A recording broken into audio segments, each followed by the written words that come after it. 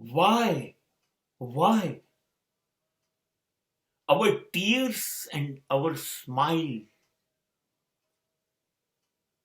are not original. We're cheating the people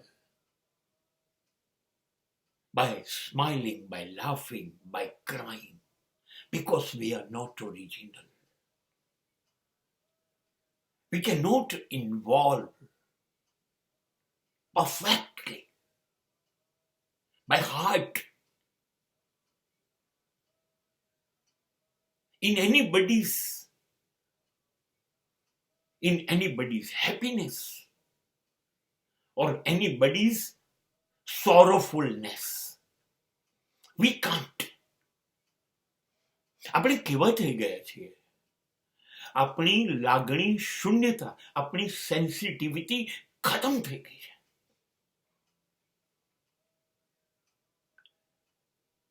કોઈનું મૃત્યુ થાય તો આપણી આંખમાં વાસ્તવિકતામાં કોઈ આંસુ નથી, લાવવા પડે છે.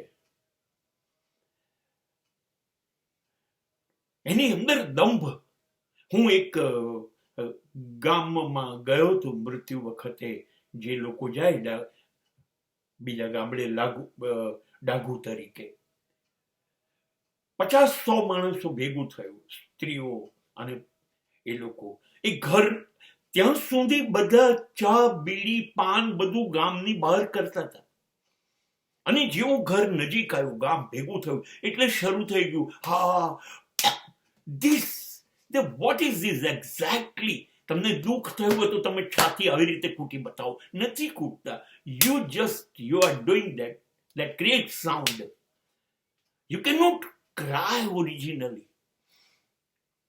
તમે રડી નથી શકતા. ખરેખર એક વ્યક્તિત્વ આખું ઓગળી ગયું, ખતમ થઈ ગયું, આ દુનિયા છોડીને જતું રહ્યું, અને તમે સાચા હૃદયથી 2 આંસુ આંખમાંથી નથી પાડી શકતા. એ આપણને નથી આવડતું. મને રાજસ્થાનની એક પ્રથા છે, ત્યાં બહુ પ્રખ્યાત છે, જેને રૂદાલી કહેવાય છે. એવું એક ગ્રુપ હોય છે, એવી સ્ત્રીઓ હોય છે કે જ્યારે કોઈનું મરણ થાય ત્યારે એને બોલાવી લેવામાં આવે, કેમ કે લોકોને રડતા નથી આવડતું, અને લોકો બરોબર દુઃખ અનુભવતા નથી ને રડતા નથી ને જેના માથે દુઃખનો પહાડ તૂટી પડ્યો છે એ આઘાત પામી જાય છે, ચૂપ થઈ જાય છે, શોક. અને એ વખતે તમે જો રડીને એને હળવાશ નહીં આપો તો એના હૃદય પર અસર થશે, મગજ ઉપર અસર થશે. એને માણસ ગુમાવ્યું છે. તમારા માટે ખાલી એક વ્યવહાર છે, એક મૃત્યુ છે. એ વખતે આ રૂદાલી આવે છે અને એટલું ઓરિજિનલ રડે છે આ બધી સ્ત્રીઓ.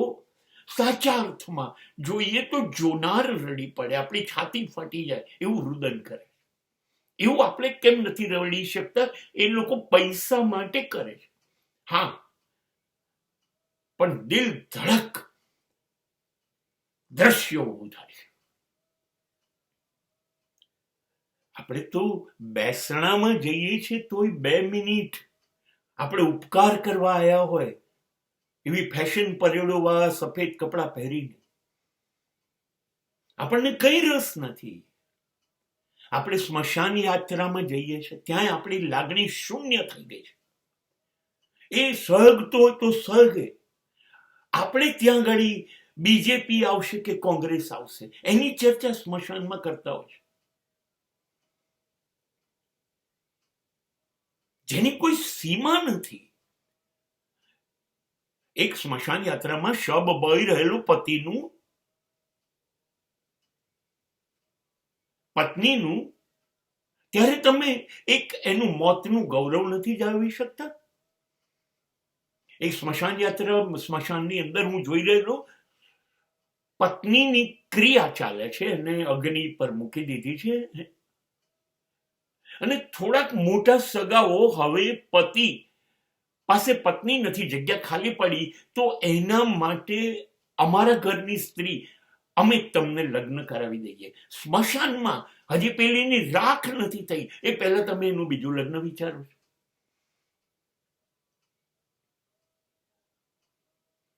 આપણી લાગણી શૂન્ય થઈ ગઈ છે. આપણે મૃત્યુને પણ માન નથી આપવું. અને એ જ ઘટના આપણા ઘરમાં બની હોય ને લોકો આવું કરશે તો? નથી કોઈનું સરસ મકાન બન્યું, એનું વાસ્તુ પૂજન થયું તો આપણે ખુશ થતા, એમાં નથી થતા.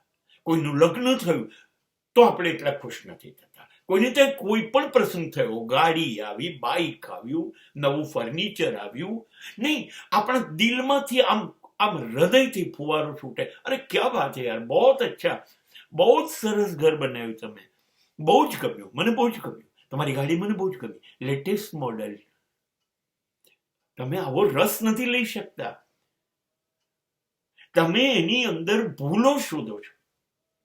આ ગેલેરી આ બાજુ ના હોવી જોઈએ, માળિયું ઓછું છે, તમારો દરવાજો દક્ષિણ દિશા તરફ છે, તમને પાછળ ઓછી જગ્યા મળી છે, પાણી 24 કલાક આવે છે, લાઇટનું છે કે પછી લાઇટના ધાંધિયા છે? ના, પણ આ ગાડી છે ને ભલે રહી, પણ આ ગાડીની એવરેજ ઓછી છે, અમારી એવરેજ 22 છે. તમે જે વિસ્તારમાં મકાન લીધું આટલું સુંદર છે, ત્યાં આગળ હવે બેસીને તમે હમણાં 200 રૂપિયાની થાળી ખાવાના છો, અને ત્યાં તમે એમ પૂછો છો આની રિસેલ વેલ્યુ કેટલી છે?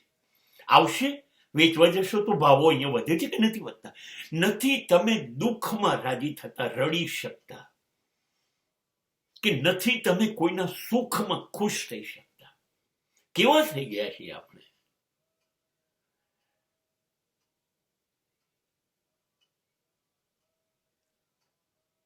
આ બધું જ આપણે કરીએ છીએ.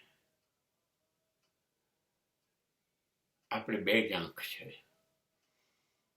પણ મને એવી પાક્કી ખબર છે કે જેને સમસ્ત બ્રહ્માંડ બનાવ્યું એને 1000 આંખ, 1000 હાથ છે. એ બધું જુએ છે, એ કોઈની વાતનો વિશ્વાસ નથી કરતો. અને તમે પણ એક વખત છાતી પર, હૃદય પર હાથ મૂકીને પોતાની જાતને પૂછી જુઓ, હું સાચું હસ્યો તો? હું સાચું રડ્યો તો? નહીં. જવાબ મળશે ના. આપણને ટેવ પડી ગઈ છે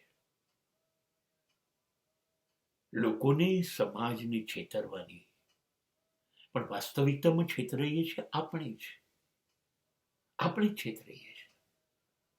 નુકસાન આપણને જ છે, કેમ કે આપણે હસવાની ને રડવાની કળા ભૂલી ગયા.